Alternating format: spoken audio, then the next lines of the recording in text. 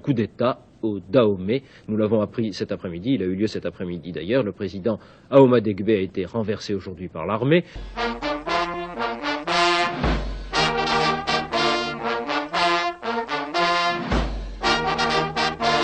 Au lendemain de l'indépendance du Dahomey, le 1er août 1960, le pays a connu une instabilité politique assez rare en Afrique occidentale française. Le Dahomey a vacillé entre élections et coups d'État. Celui du 26 octobre 1972, le tout dernier que le pays a connu avant le renouveau démocratique de 1990, dont les causes ne sont totalement pas différentes de celles des autres putschs qui l'ont précédé depuis 1963, a marqué l'esprit des Dahomeyens de l'époque. En effet, le coup de force du 26 octobre 1972 au Dahomey est aux yeux des analystes politiques la conséquence des rivalités tribales et interrégionales et des difficultés économiques d'alors du pays. Au soir du 141e jour de la plus grave crise politique qu'il ait connue, en 10 ans d'indépendance, le Dahomey a appris le 30 avril 1970 par la voix du lieutenant-colonel Paul-Émile de Souza, président du directoire militaire qui le dirigeait depuis le 12 décembre 1969, qu'un nouveau régime remplaçait enfin celui du docteur Émile Derlin Zissou, renversé le 10 décembre par le colonel Maurice Kouandété, et que le pays était doté d'un régime politique. Ainsi, les trois grands leaders civils du Dahomey, que sont Hubert Kutuku Maga, Justin Tometi Ahoma Degbe et Souroumigan Apiti, qui se trouvaient en exil jusqu'en décembre, étaient désignés pour siéger collectivement à la tête de l'État dahoméen à partir du 7 mai 1970 au sein d'un conseil présidentiel. Chacun des trois membres du nouveau conseil présidentiel en assurera à tour de rôle la présidence et donc celle de l'État et du gouvernement. Hubert Maga, qui fut déjà chef de l'État du Dahomey de 1960 à 1963, sera placé à la tête du pays du 7 mai 1970 au 7 mai 1972 pour un mandat de 2 ans. Il passera le témoin à Justin Tometi Ahoma Degbe, qui devrait lui aussi faire 2 mandats avant de céder le fauteuil présidentiel plus tard à Souroumigan Apiti pour 2 ans aussi.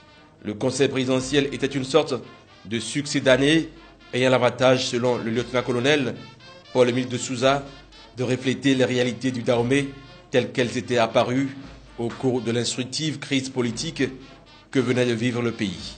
C'est-à-dire, à tour de rôle, la présidence sera assurée par le nord, le centre et le sud du Dahomey.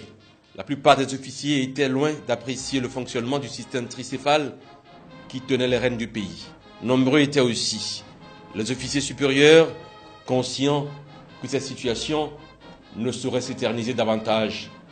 Ainsi, de contact en contact, entre les officiers supérieurs de l'armée, que sont le colonel Alphonse Allé, le commandant Michel Aladaye, le capitaine Mathieu Kérékou, Janvier Assogba et Michel Aïpé, le complot a fini par prendre corps entre les 3 capitaines. Prévu pour le mercredi 25 octobre 1972, le putsch fut retardé d'une journée puisque le conseil des ministres du mercredi fut reporté au jeudi 26 octobre.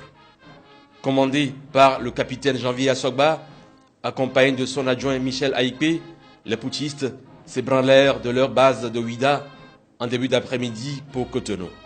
Après une brève escale au Kangezo, ils investissent le palais de la présidence où le conseil des ministres se tenait. Le palais encerclé, les blindés choisirent leur cible et le conseil présidentiel tomba.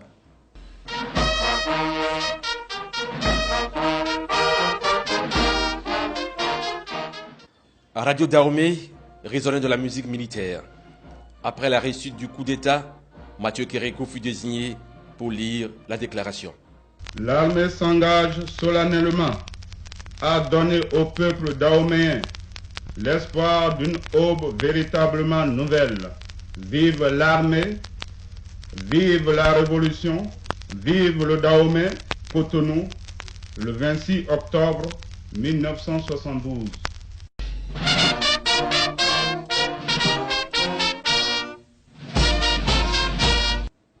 Ce fut un discours dans lequel Mathieu Kérékou devenu l'homme du 26 octobre, qualifia Maga, Aouma Degbe et Apiti de monstres à 3 têtes.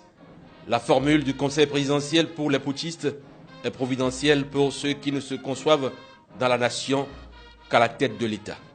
Ce que nous reprochons, c'est le système. Le Dahomey ne peut pas avoir 3 présidents. La France a plus de 55 millions d'habitants, j'espère, je crois bien, mais elle n'a qu'un président.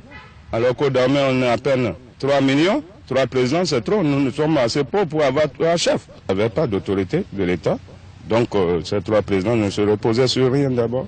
Et le peuple a apprécié l'action que nous avions menée. C'est terminé.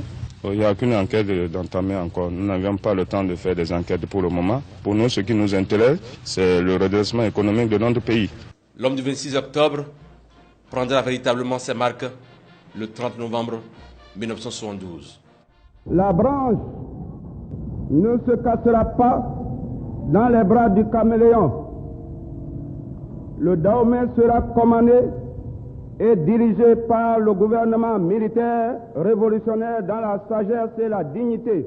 Le choix porté sur Mathieu Kérékou serait lié au fait qu'il était un officier de valeur qui défendait des points de vue politiques qui rejoignaient ceux de ses camarades. Il présentait le meilleur profil pour faire l'unité autour de sa personne et défendre la cause qui a conduit à l'évincement du conseil présidentiel.